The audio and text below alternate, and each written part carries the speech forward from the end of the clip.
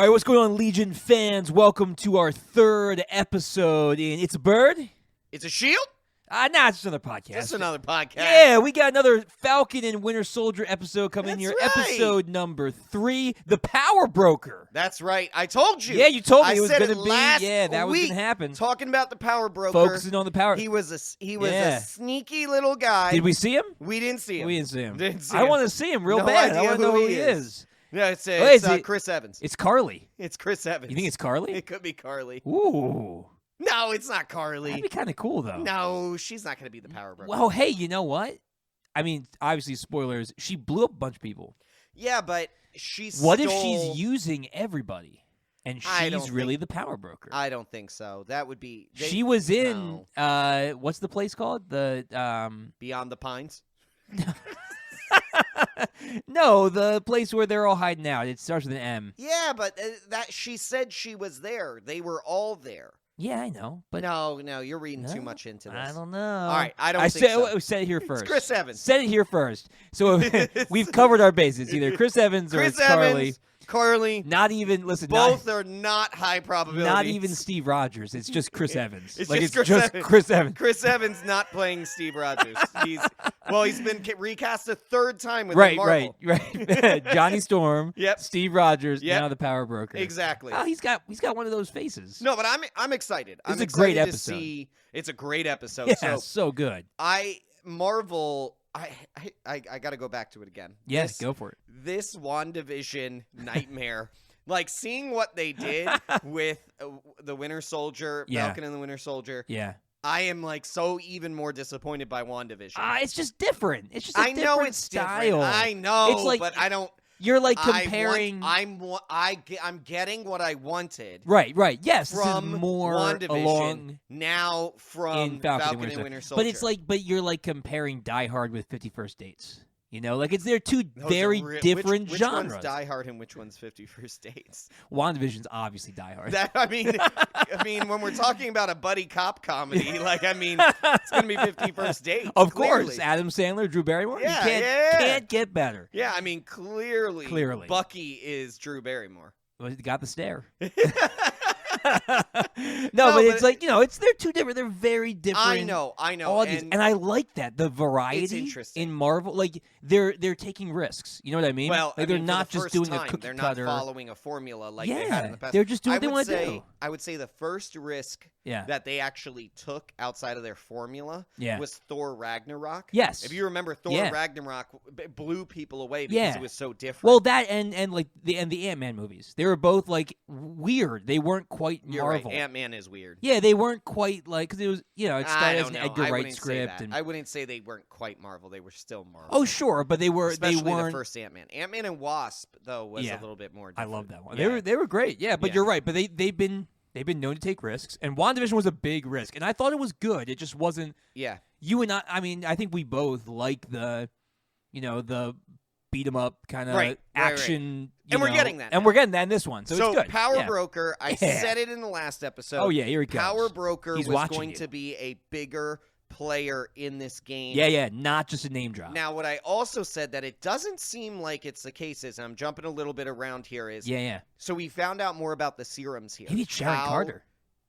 Oh. Maybe it's Sharon Carter. Sharon Carter. She's been there, making a name for herself. She's got a lot of money. Can't go back Yep. to the United States. She's wanted all over the place. Interesting. She is literally like selling and brokering She's deals. brokering art deals. Yeah, I could see Maybe it. she's the power broker. I could see that. Ooh, Now, she's that would be a good she's twist. gotten super cynical. Like their whole conversation in Hightown, where she was like talking about how it's all hypocritical and that the Star Spangled stuff is just like you guys bought into that. Maybe she's the power broker. Well, and that actually, so you could play that in even more. You could say like that they could say the scientists started like failed her, so she sicked. Oh yeah, she found him. Falcon. She and found him. Winter Soldier knew on that her, Zemo would go nuts. Knew that Zemo would lose it. And if not, all the bounty hunters coming in would. Right. Yeah. Yeah. Ooh, that's my actual guess. So let me go back. That's my actual guess. That's a good guess. That's that my is a guess. real Forget- guess, and forget I like Carly. it. That's my I like actual that guess. guess. So, yeah.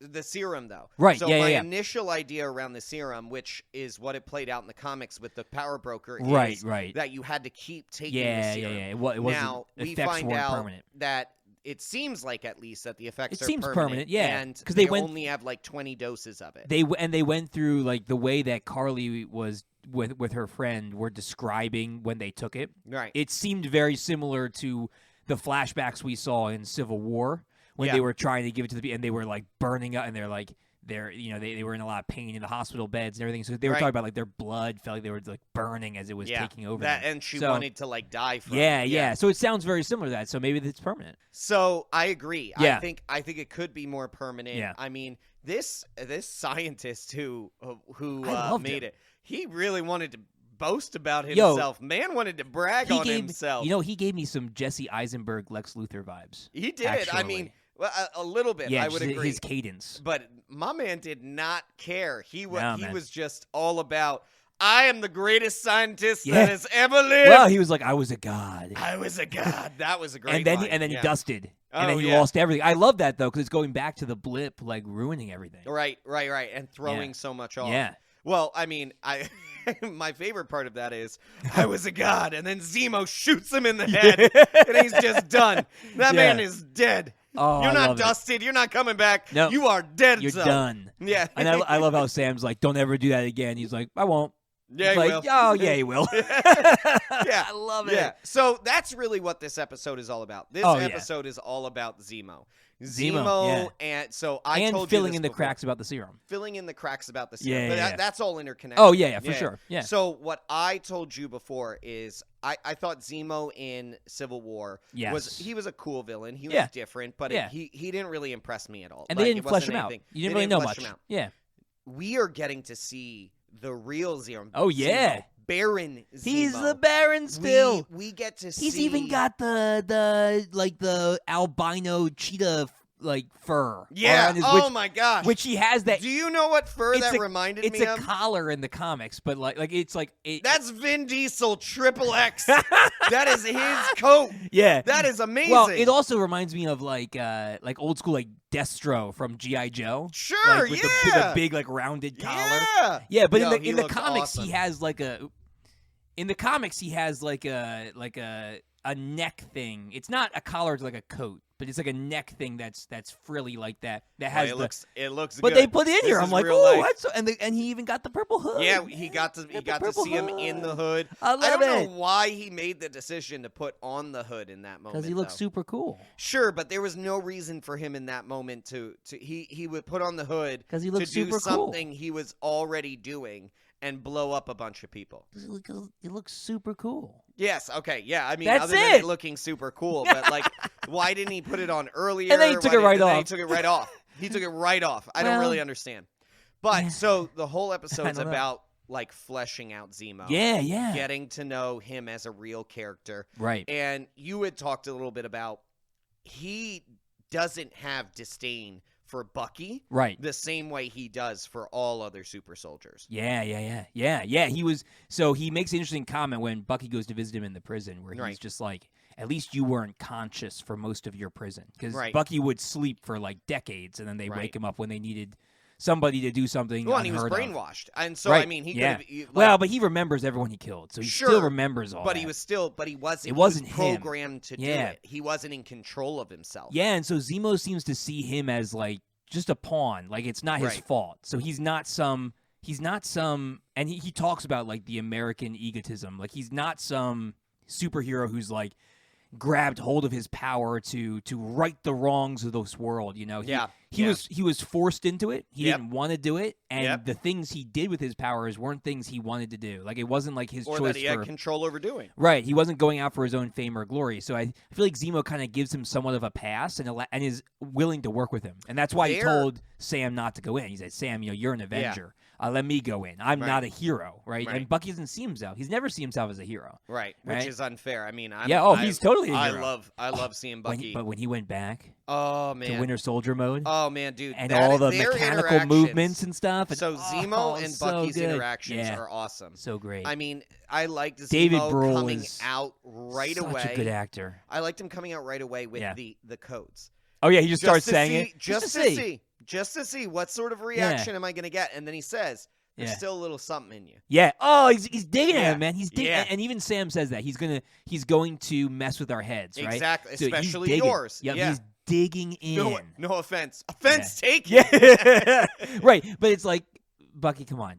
We know you broke him out. Let's be real. And here he comes. Well, no, but that's I love the thing. that. That breakout scene was awesome. It was so great. He's describing what he did. It's like, well, why would two random people fight? He's like, right. well, I don't know. Some things happen. You know? Exactly. And then it all went down. Exactly what was happening. And I said it. I'm like, he's gonna this. Why are we here? This is the rendezvous. Oh yeah. That's exactly what it was. It was awesome. It was great. And then Zemo wants to interject, and they both cut him off. Yeah. No. Okay. Yeah. Right. Understood. Fair. Fair. They say, like, you can't do anything unless we tell you to. Fair. Because he knows he can't be trusted. He wouldn't trust him. No. Yeah.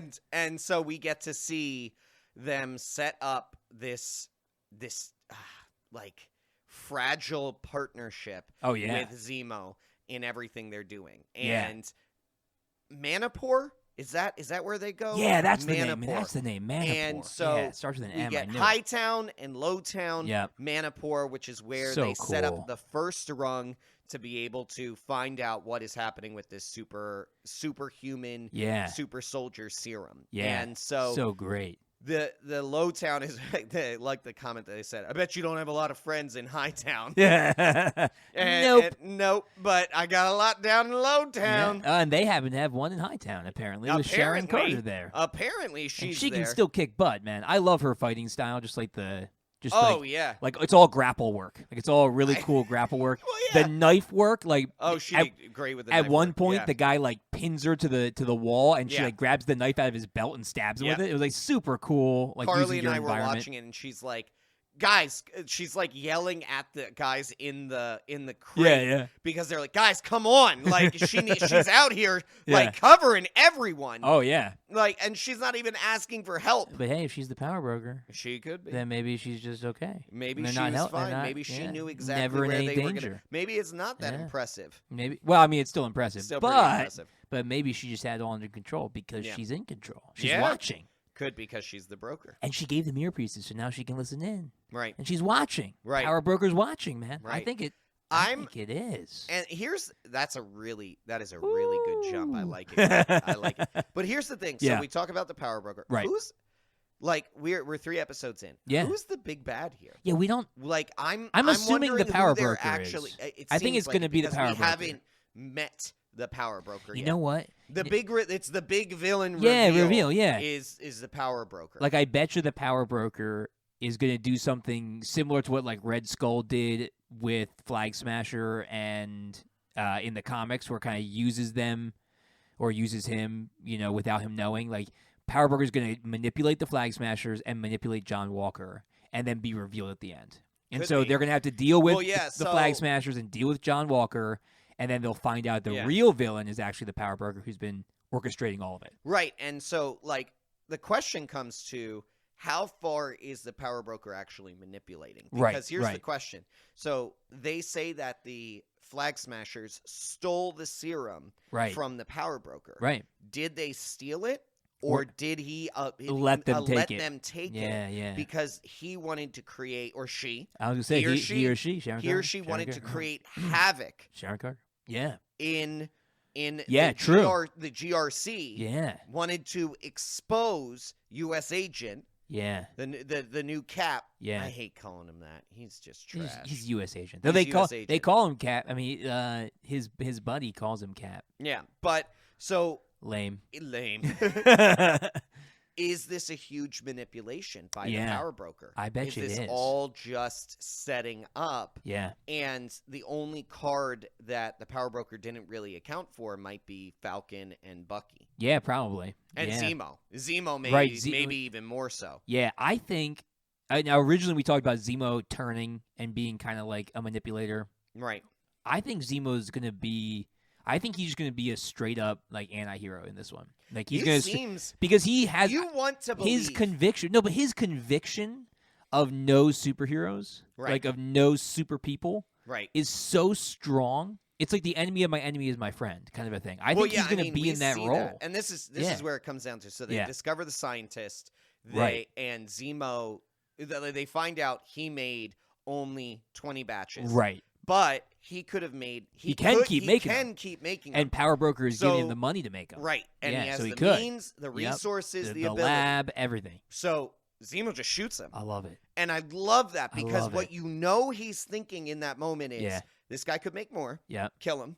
Then I only have 20 to deal with. Yeah. I have 20 that I have to deal with to be able to shut this whole thing down. Yeah. Yeah.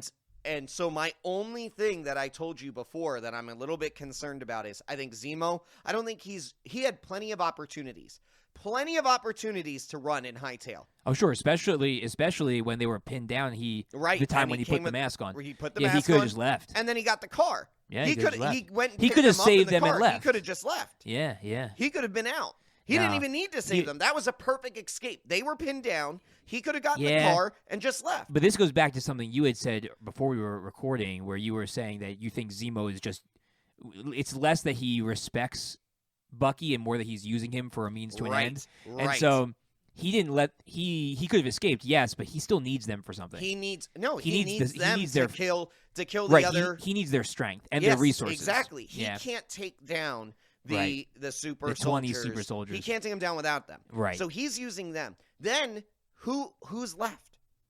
It's just Bucky.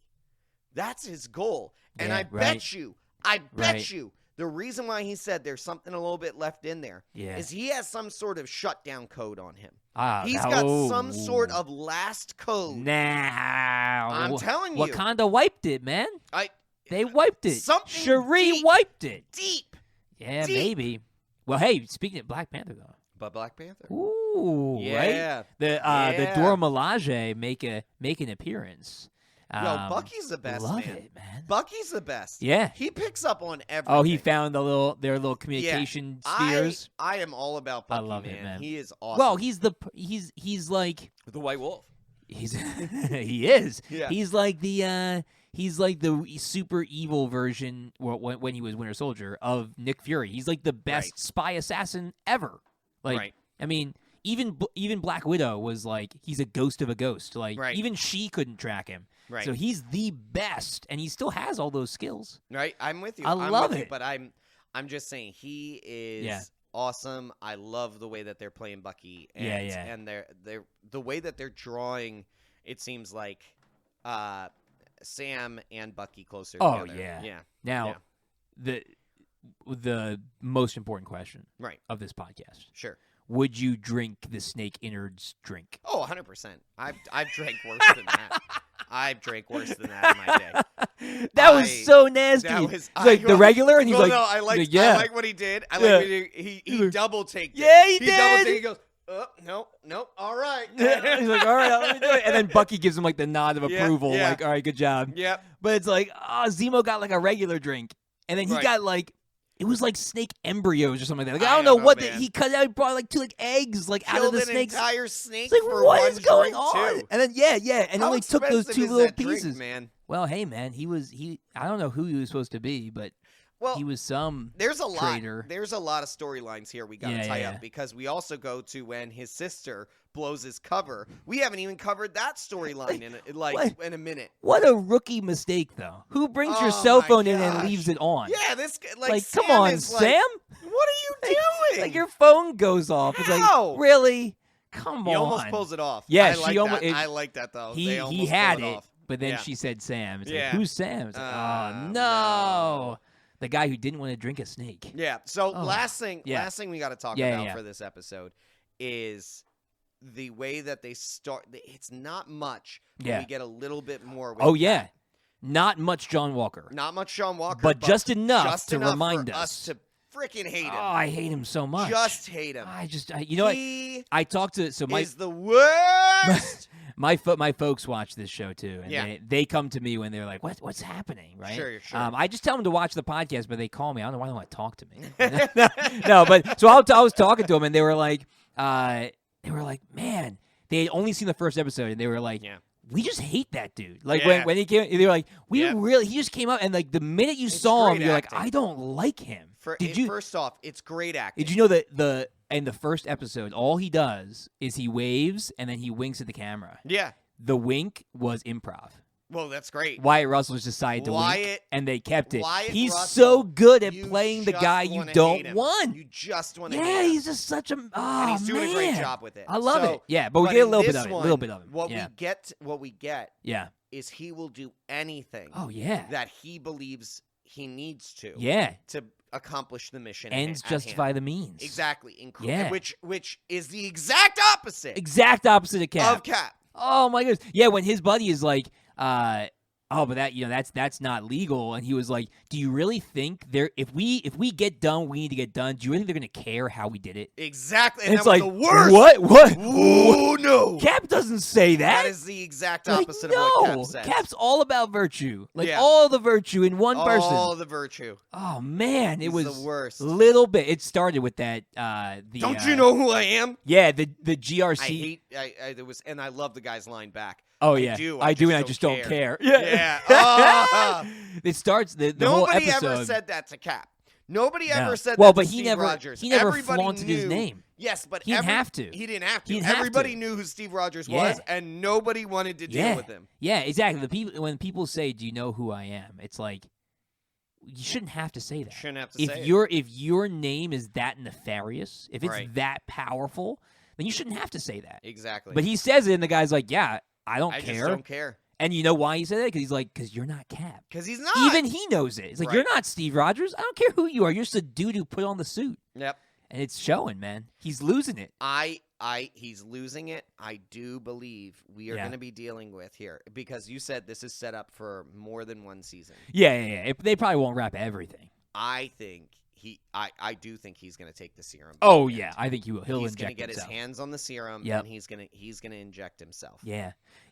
I'm going to be really upset if Sam doesn't get the shield by the end of this season.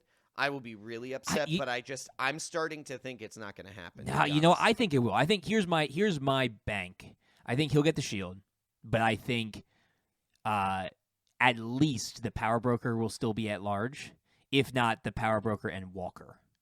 I think Walker's at large. I think Walker. I think they'll get out of this. Here's what I really think. Yeah. I think Power Broker we deal with by the end of this season. Okay. But I think John Walker. I think this is the traditional setup. Yeah. You've got the big bad for this season. Right. But there's the smaller bad who's then being set up to be the big bad. Oh, so he becomes U.S. agent after this series because he's Cap right now. So he then takes on the mantle of U.S. agent. I think they're dealing with John. I think John Walker is the series long bad guy. The series, not season, series long bad guy. Oh, then I hope however long this lasts, he's gonna get the serum by the end of this. Yeah. Maybe he takes the serum out of the fact that it was the shield was taken off of him. Yeah, maybe he fails, and they give the shield to Sam. Something like that. Yeah. But I think he is the series-long bad. Yeah. Where I think the Power Broker is our season big bad. Well, and I hope they give him the sick black and red outfit that he has in the comics, because he doesn't wear the traditional Captain America outfit in the comics. Sure. He wears a black and red version of it.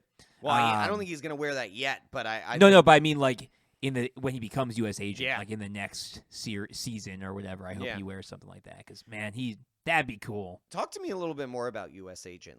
Is he sanctioned by the government though? So it depends on at what stage he was or he is at the beginning, but in almost every iteration he goes rogue. He takes his patriotism to the nth degree. So Got it. He does what he's doing here, where he's like, I'm going to wreck people's businesses. I'm going to hurt people. I'm going to do whatever it takes to get the job done in the name of America. And that might be the deal here. Yeah. So then all of a sudden he changes into U.S. agent. Yeah. At the end of the season, he's no longer sanctioned by the government. Yeah, and I'd be okay with that. I would be too. That'd be fun. Series long bad, big bad. Yeah. Yeah, and that would be, and then I don't want Sam to.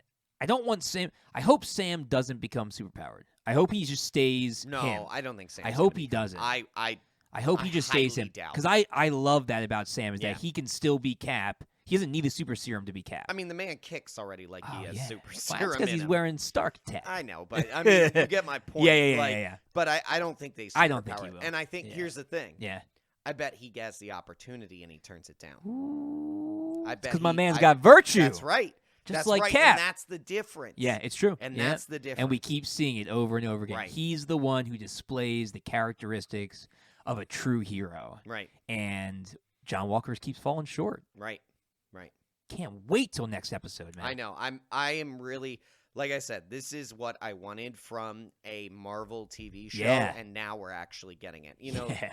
I'm really, really excited to see where this goes, and it feels like a Marvel movie. It does, feels like a really long really movie. long Marvel movie. Yeah. I said for this episode, I kept thinking it was going to be over. Yeah. And there were like 3 or 4 where false it could have endings been. Where it could have been. And I would have been happy with it. Fine. Yeah, I would have been fine. I was like, I remember thinking to myself, there it is. And then I was like, oh no, there's more. This one was the longest one yet. Yeah, so it was. I'm hoping the season finale is like 2 hour hours and a half. Yeah, let's do it. Hour and a half, 2 hours. Sure. 4 hours. Like, get another Snyder hour cut. 45? 4 hours. No problem. All right. Thanks for listening to the Legion of Comic Correction. Don't forget to check out our other episodes streaming everywhere you listen to podcasts. We're also on the major social platforms like Twitter, Facebook, and Instagram. Just search Legion of Comic Correction. That's right. And make sure to check out our Patreon for exclusive supporter specials at patreon.com/Legion of CC. New episodes come out every Monday. And Wednesdays. No, just Mondays. And Wednesdays? I don't think we can do Wednesdays. We can do Wednesdays. All right, Mondays and Wednesdays. We'll see you guys next week. Same time, same place, same Legion.